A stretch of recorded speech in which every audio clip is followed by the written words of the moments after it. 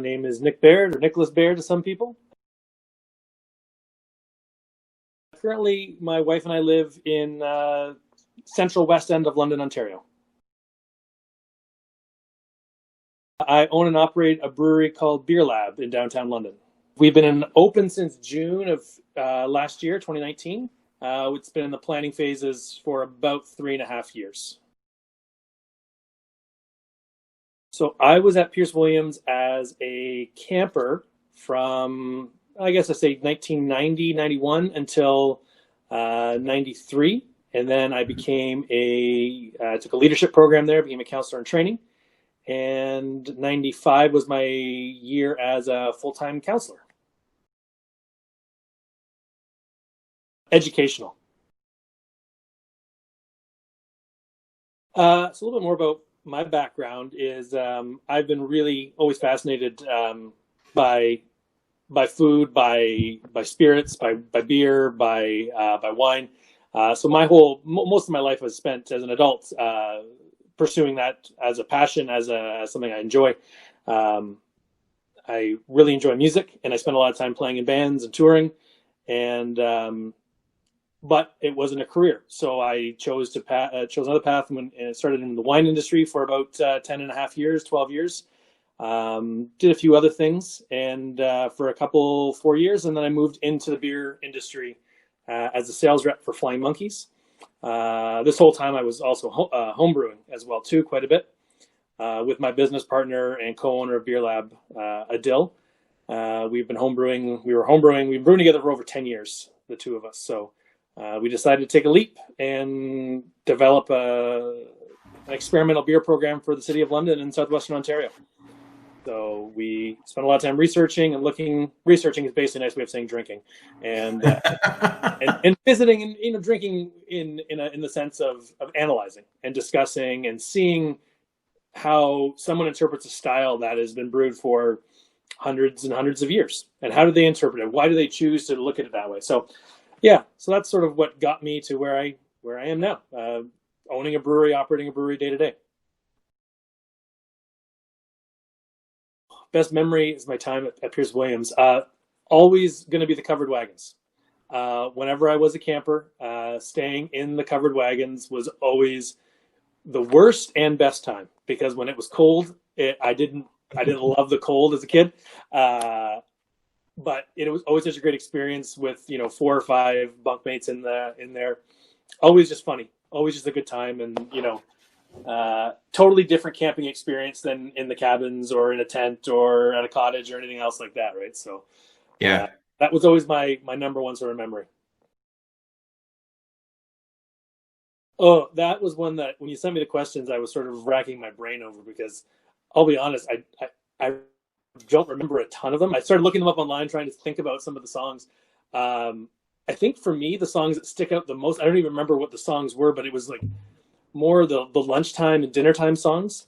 I feel like there was a song for when you had your elbows on the table when I went to camp. And if you got with elbows on the table, that was, you had to do the lap around, and everyone got to sort of, there was criticism for poor manners at the table. That's awesome. I don't recall if there was an actual song for it, but I feel like there was. Yeah, Nick, it might have gone Nick. If you're able, get your elbows off the table. This is not a dining table, but a first class dining table. So yeah, it's something of that nature. We didn't grow up with that at camp, but yeah, that and we don't do that one now. Right. We don't want to call. Some kids use it for attention. Maybe that was you as a kid. Oh, well. I definitely was not, because my mother would have. Be open-minded to everything. Don't go into anything with a predetermined idea of what the outcome is going to be. Camp really was a good eye-opener for me for that at a young age, and meeting different people that I didn't go to school with. So it was a whole new group of people, different walks of life, lifestyles, everything. It was just great to meet a whole slew of different people who you just went in and you learned about them and talked and got to meet them as friends. And some of the friendships stayed for years, some just lasted for the summer, and that's fine too. So that's, to me, that's sort of where the big educational part was, as a young person, learning to be open-minded about everything and not just be set in your ways. Like, to me, that was a big takeaway. Oh, best advice I've ever received. It's sort of, do it now while you're young. I waited a little bit longer to get started in my business. So could I have done it younger? Maybe. But my mentor in this business and in the beer business, it just said, every day you get older, every day you wait, that's one day that you're putting it off. So just do it now. If you want to do it now.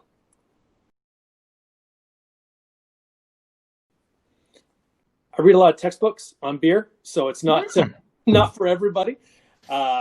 Reading some books on water management right now. It's very pun intended, I guess. It's very dry. It's a lot of chemical and chemistry background, and a lot of understanding of water profiles is a big thing in brewing. So spending a lot of time trying to learn more about that. Interesting. For fun reading right now, I'll be honest, I'm reading old cookbooks that I got. I was in high school.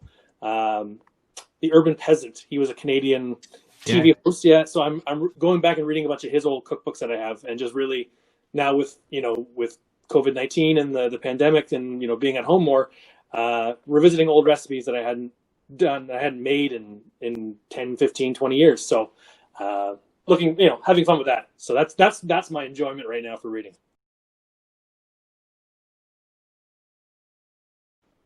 Matt Landell always comes to mind as a guy who I wanted to always chat more with, and whenever we bump into each other, we have a good chance to catch up. And Chris Stinson as well.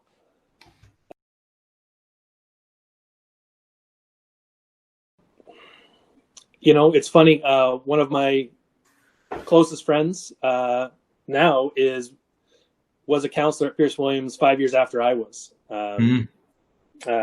Caitlin Atkinson, and so it's really neat to see how we connect as a friend group, being 5 years apart in age, but we never went to camp together. We never were, but we have that connection with Pearce that we always sort of fall back to sort of laugh about, or silly stories that we can connect on that a lot of other people around us don't necessarily get the jokes sometimes. So